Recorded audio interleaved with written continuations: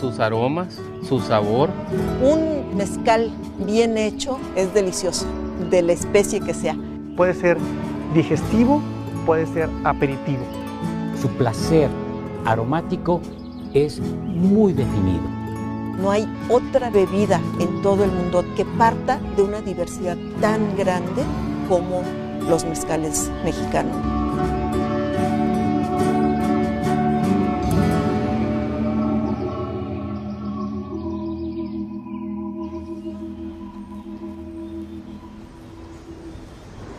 Buenos días, Jorge. El Bacanora de Sonora. Un sabor fuerte, a tierra, la raicilla de Jalisco. Un sabor más herbáceo, más vegetal. El Sotol de Chihuahua. Más suave, más arenoso. Hasta hace poco encontrar estas bebidas no era fácil, había que viajar a los estados de Chihuahua, de Sonora y a otros estados. Pero afortunadamente desde hace algún tiempo podemos encontrarlos en bares de muchas ciudades como este, en la colonia Roma de la Ciudad de México.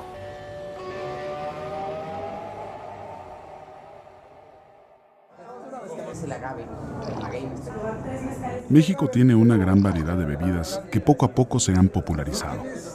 Pero esta riqueza no podremos entenderla a menos que probemos todos los destilados que se producen en el país, que comamos con ellos y hablemos con ellos y de ellos. En México, en todas las zonas templadas, secas, zonas áridas, semiáridas de México, hay magueyes y la gente produce mezcales. Además que el consumo de estas bebidas impulsan actividades agropecuarias que permiten la preservación de la biodiversidad en distintas regiones. Es probable que el Bacanora haya comenzado a elaborarse hace 300 años en el poblado del estado de Sonora del mismo nombre, con las piñas del agave pacífica. La raicilla es un destilado tradicional de los pueblos del occidente de Jalisco y Nayarit y se destila a partir del corazón del agave lechuguilla. Se cuenta que el nombre se lo puso un tabernero durante la época colonial para burlar los aranceles impuestos a los destilados en aquella época. El sotol es de Chihuahua, Durango y Coahuila, y se obtiene de una planta llamada comúnmente palmita del desierto, más cercana a las yucas que a los magueyes. Agave es el nombre genérico para definir una variedad de plantas americanas con hojas largas y suculentas que crecen en espiral alrededor de un tallo corto. Las vamos a reconocer los agaves porque van a tener en el margen una serie de dientes o espinas y al final una espina terminal. En México se utilizan aproximadamente 28 especies de maguey para la producción de mezcal, casi en todo el país, en más de 20 estados. El mezcal es un concepto genérico que quiere decir maguey cocido en su origen náhuatl, y cuando se empieza a destilar a partir de la llegada de los españoles, se crea la destilación del agave, del maguey cocido, y toma el nombre de mezcal. Todo lo que se obtiene de la fermentación de los azúcares, de las cabezas cocidas de los magueyes serían mezcales. No importa que localmente se llamen bacanora, se llamen tequila, se llamen raicilla. La diversidad de los mezcales de México es realmente fascinante, y parte de esta diversidad es que las condiciones son muy distintas en una región y otra. La raicilla se obtiene del agave maximiliana, una especie que es exclusiva de Jalisco, Durango y Michoacán, y el bacanora es un mezcal que se obtiene exclusivamente en Sonora. En el caso del sotol, esto lo separamos un poco porque es un género diferente, no es una agavácea, corresponde a la familia Nolinaceae, donde se ubican todos los sotoles y son diferentes a los agaves. En el México antiguo se elaboraron básicamente dos bebidas fermentadas, el pulque, con la savia del agave, y el tesguino, con maíz, característico de la región norte del territorio. Sin embargo, en recientes investigaciones realizadas en los últimos años en la zona arqueológica de Xochitecatl, Cacaxtla, se han encontrado restos de hornos y vasijas de 400 años antes de nuestra era, que pudieron servir para elaborar una bebida destilada como el mezcal. También existen evidencias de que al comienzo del siglo XVII, los pobladores del occidente de México comenzaron a utilizar destiladores introducidos por los filipinos, llegados en la nao de China a las costas del Océano Pacífico. Realmente no se conoce con precisión la historia de los mezcales en México. Lo que sí sabemos es que toda la República, todo el país es tierra de mezcales. Hay un documento que es muy famoso de 1759, donde se prohíbe la producción de bebidas de maguey en todo el país, y allí se mencionan las comunidades donde queda prohibido. Y estas comunidades coinciden asombrosamente con las regiones donde hoy en día se produce mezcal. El sotol está tatuado en el espíritu de Chihuahua. Tenemos datos de que los anasasis y los tarahumaras lo utilizaban para sus ceremonias religiosas, le atribuían beneficios místicos. Sabemos también que a Pancho Villa le gustaba mucho el sotol. Quiero darle la bienvenida al Sotol Coyamito. Estamos ubicados aquí en Ciudad de Aldama, Chihuahua. Vamos a enseñarles unas plantas del sotol. Tenemos de varios años. Para que la cabeza sea buena, tiene que durar aproximadamente de 6 a 7 años. Pues ahorita venimos aquí al campo, ¿verdad? Al desierto de Chihuahua, como decimos. Esta es el área donde exclusivamente se da el sotol. Lo que hace único al sotol es la cosecha del sotol, es totalmente silvestre. Esta está buena, ¿verdad? Vamos a darle la planta, como decíamos, ¿no? Es planta 100% natural. Lo único que alimenta esta planta desértica es pues el agua, que por cierto es muy escasa. Increíble, ¿no? El pensar que de este agave pueda realmente salir la botella de sotol. Estas plantas de sotol debemos de recordar que tienen bajita la mano 25 años, ¿no? Sí, no, está bien, sí. Mira, por ejemplo, aquí ya déjame aquí agarrar un pedacito. Mira, aquí está la miel. Aquí ya hay miel. Y aquí déjame, ya la agarro. Ya la agarro porque aquí sí traemos esta es una planta de 10 kilos, ¿verdad? Una botella, una sola botella de esta planta de sotol.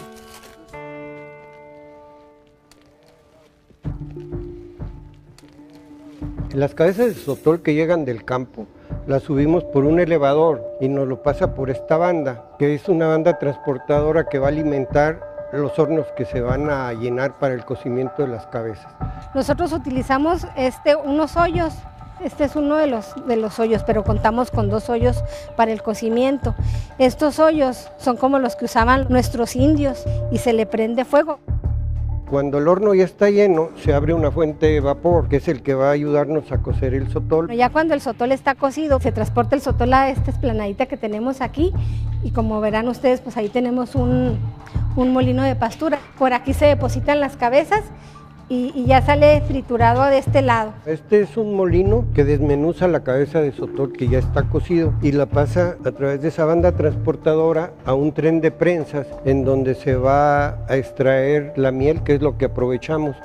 Cuando el sotol ya está totalmente frío, lo depositamos en estas pilas, que son las pilas de fermentación. De la prensa, las mieles que se obtienen de la prensada del bagazo de sotol se pasan a estos tanques en donde va a fermentar. De las pilas de fermentación, cuando ya el sotol se rindió, se pasa a estos casos. Estos vienen siendo los alambiques, son 4. Esa pila es la pila de enfriamiento, esa siempre se mantiene llena de agua.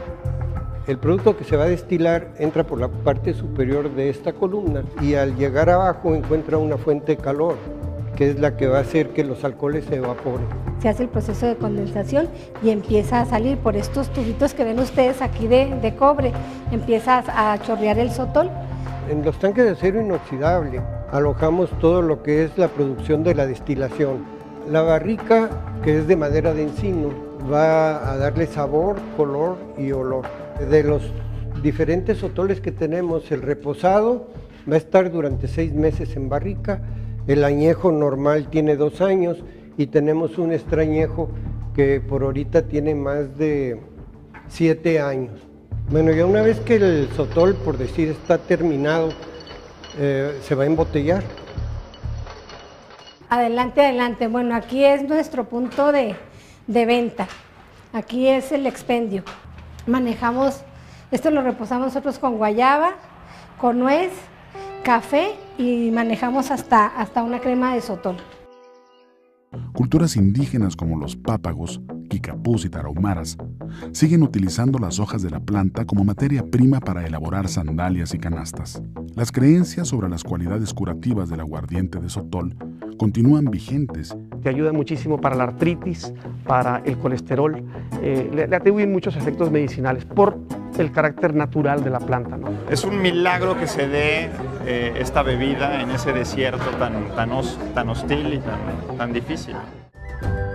Las regiones geográficas, el clima y los nombres de las bebidas son distintivos para diferenciar los productos que se elaboran a partir de las distintas especies de agaves que existen en nuestro país. Desde su cultivo y recolección en pequeña o gran escala, o su siembra en grandes extensiones, el agave es una planta fundamental para la economía de muchas comunidades. Las plantas son silvestres de las que se extrae el bacanora en Sonora, aunque hay obviamente ya intentos de cultivo desde hace varias décadas. Ya existen plantaciones de bacanora. El bacanora es producido por el agave Angustifolia jau, que es su nombre científico, pero su nombre común es agave bacanora. Es una planta endémica del estado Sonora que produce pues esta bebida que identifica tanto al estado de Sonora. Consideramos que es mejor que otros agaves por las condiciones en que se da. El estado de Sonora pues, es un clima desértico, seco, y eso hace una condición para que el maguey produzca más azúcares, se concentren mejor y tenemos como resultado una bebida pues, muy sabrosa, muy buena. La planta, para que ya esté lista la planta, tiene que haber pasado alrededor de 6 años. La cortamos con este instrumento que aquí nosotros le llamamos jaivica. Cortamos la planta con la jaivica del tronco y con la jaivica misma que la trozamos, empezamos a cortarle las hojas y dejamos lo que es la pura piña ya. Entonces vamos a ir a depositarlas en el segundo paso que sigue, echarlas al horno para tatemarlas. Se quita toda la piedra que está aquí al fondo y se le pone leña de mezquite. Después se meten las piedras otra vez y ya que está bien caliente se meten las piñas, se tapa con tierra y aquí dura 3 días el proceso. Aquí se meten las piñas y con un palo o con un hacha se le está pegando hasta que se desbarata. Aquí el maguey se machaca o se machuca, como le decimos aquí, golpeando la cabeza. Lo que sigue de aquí pasa a fermentarse. Aquí la fermentación dura desde 7 a 8, 10, hasta 15 días. Lo que sigue es destilarlo. Los jugos, transformados en una especie de tepache, se llevan al alambique y allí comienza el proceso de destilación. Vamos a empezar a meterle leña aquí y a hacer el fuego aquí con el fin de que el agua que contiene adentro empiece a hervir, se venga el vapor por este conducto y aquí adentro tiene que estar lleno de agua fría. Aquí abajo ponemos el balde que usamos nosotros para recolectar el bacanora. Durante la colonia hubo prohibiciones para que la gente en México produciera destilados. En 1915 hubo un auge que eso ocasionó que los índices de criminalidad en el estado se elevaran a unos niveles pues alarmantes. Entonces el general Plutarco Elías Calles hizo un decreto en el cual se prohibía la producción de cualquier tipo de bebidas alcohólicas.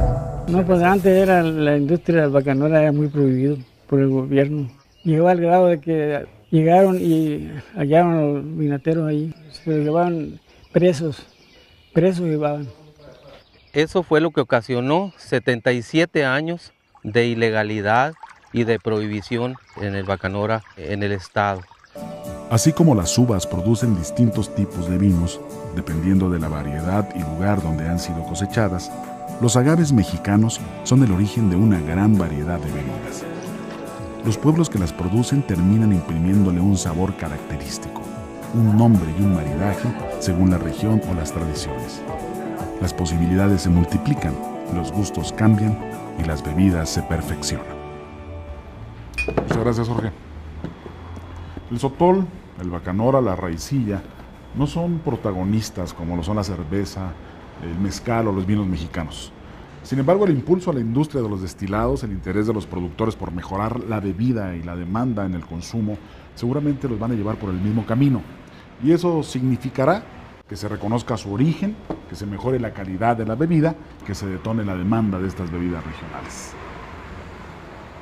Todos los destilados en México son mezcales, nada más que algunos tienen el nombre por denominación de origen, ya sea por la locación o por el tipo de agave con el que elaboran el mezcal, como el bacanora.